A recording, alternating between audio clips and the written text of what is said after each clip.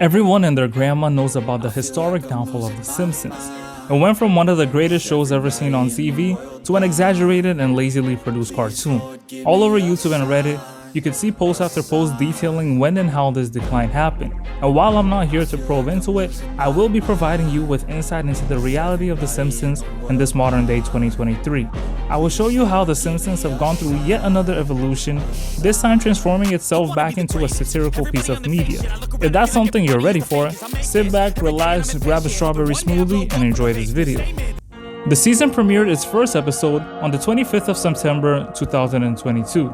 This marked the 33rd year the show had been on air, extending its reign as the longest running animated series and sitcom in American history. Throughout its illustrious run, The Simpsons have gone through many phases that have brought it to where it is today. From the golden ages of season 4 to 8, where The Simpsons secured a spot as one of the greatest shows ever seen, to the dark ages, when they destroyed all of the greatness that had been built from terrible episodes post season 9. This is what led the show to reaching what many would call rock bottom. And from watching this season, I feel like that is something the creators have come to terms with. And I gotta say, I like how instead of sulking and feeling bitter about it, they convert that energy into jokes and gags. Because there are several times throughout the season where the funniest lines are those that discuss the loss of popularity of the show. These lighthearted jokes were a staple of a season that felt like a step up from what we have been seeing for the past few years. For the first time in a long time, it felt as if the writers of the show were making episodes the audience could enjoy again. The weight of expectation was so low that they could actually make stories they wanted to without the fear of backlash or criticism. They have endured so much of it that at this point, it wouldn't really have changed anything. And when there's no pressure to perform, you know that creativity can flourish. And the problem that The Simpsons made for themselves was that they became so good that when they started releasing average episodes, they felt so bad in comparison that people had a hard time digesting it. And this is what you call suffering from success. So after years of trying to fit in with the times by pandering to an ungrateful audience, it looks like they have taken a deep breath and started picking up the pieces, ready to go in the right direction. And we can see how well this new direction they are taking the show is. The season is filled with meta-experimental adventures where characters show what they would do in interesting scenarios. We were able to see the show execute satire so well that it reminded me of the early days of The Simpsons. Because if you recall, the show was initially made to ridicule the existing American culture of the late 80s and 90s. And whilst in that time, they went about exposing the realities of middle-class citizens and the classic American dream, now they're descending on more modern hypocrisies, like the toxic work environment of talk shows and our over-dependency on technology. Throughout the course of the season, we got cool plots like Marge becoming a talk show segment producer, Lisa parroting Light Yagami from Death Note, and Krusty the Clown becoming the killer clown from It.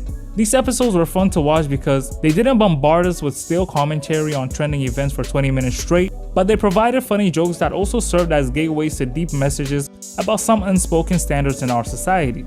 Just look at the episode The Stepbrother from Another Planet, where Homer comes to terms with the abusive relationship he has with his father through the introduction of his new little stepbrother. It opened my eyes to how the show was able to use humor to tackle the issues of bad parenting. So on that note, I would like to tell you my favorite episodes of this season and how they highlight the positives I've mentioned above. Obviously, my first would have to be the Treehouse of Horror parody of Death Note, which is actually here because Death Note is one of my favorite animes. In this Treehouse of Horror episode, Lisa receives a book that allows her to kill people by writing their names in and the way they die, but each person can only die once. In the beginning, she uses this power for heroic stuff, like getting rid of bad guys, something most of us would probably do if we were bestowed with this power.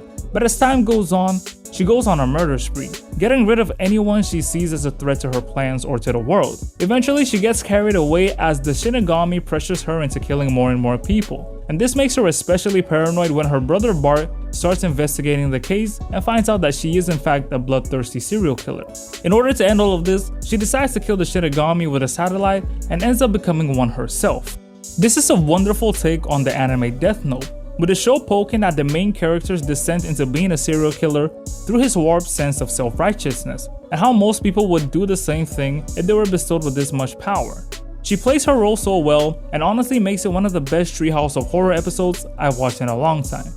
The next episode I want to talk about is My Family as a Blog, where the whole episode takes the form of multiple YouTube videos made by the people of Springfield to display Gen Z's obsession with social influences and internet points.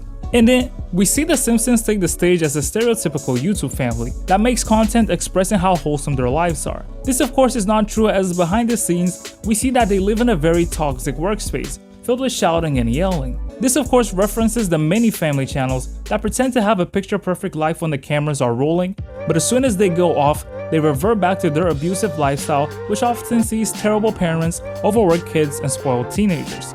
Luckily, we have a host of personalities using their platform to spread their views on what's going on at the Simpsons residence. Comic Book Guy and Prince give us the story behind the rise and success of each member of the family, like these rise and fall YouTubers. Milhouse does his job to provide us with a takedown showing the horrific behind the scenes of The Simpsons, and Lenny, Carl, and Mo take the Joe Rogan route to give us a podcast detailing rumors and tabloids surrounding The Simpsons. The episode culminates with every influencer in town locating the Simpson mansion to get some footage of them in a bid for online fame. The Simpsons, however, use this time to quit their social media addiction and actually start to build healthy and wholesome relationships with each other. This episode does what The Simpsons does best, and that is to poke fun at the current culture of influencer clout chasing. How people are ready to do anything and everything for more likes and views on all types of platforms, and the strains or controversy that comes with building a content creation empire, all while showing this through a new video-like format. And while there were other memorable episodes throughout the season, these are the ones that I enjoyed the most, because I felt like they were ushering the show into a new era for itself, where it can unapologetically criticize the stupidity and double standards that exist in our modern day society. The characters themselves have calmed down from their exaggerated versions from seasons prior, and now they are more relatable and act in more sensible ways. They don't just take actions to fit a particular narrative, instead, they start acting like real characters with emotions and feelings, and this has made their interactions more natural, which makes it more enjoyable to watch than before. The ability of the writers to experiment with these unusual stories tells me that there are now no limits to creativity to whatever ends up on our screens, because they really took a chance with so many seemingly odd episodes throughout the season. I said they were trying to test out new material to see how people would react to it, and so far, I have actually been seeing positive remarks about it online.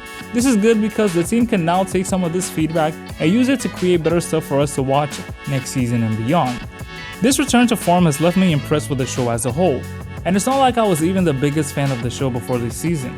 I remember when I stopped watching it some years back because of how stale it had become, but now I'm actually reconsidering that decision.